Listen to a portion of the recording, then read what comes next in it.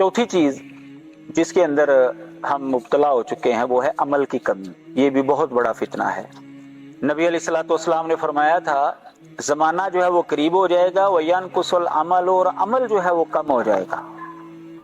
अब ये सही बुखारी के अंदर ये हदीस मौजूद है। आप देखें पुराने जमाने में आप सहाबा के वाकयात पढ़ें, ताबीन के, तबा ताबीन के, तो वो अहले इल्म से सवाल करते थे कि ये सुन्नत है या कि सुन्नत नहीं है। क्यों? ताकि वो अमल करें।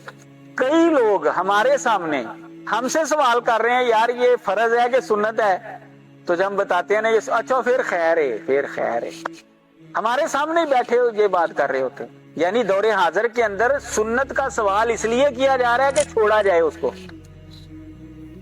और पुराने जमाने में सुन्नत का सवाल इसलिए किया जाता था कि उसको अपनाया जाए, उस पर अमल किया जाए।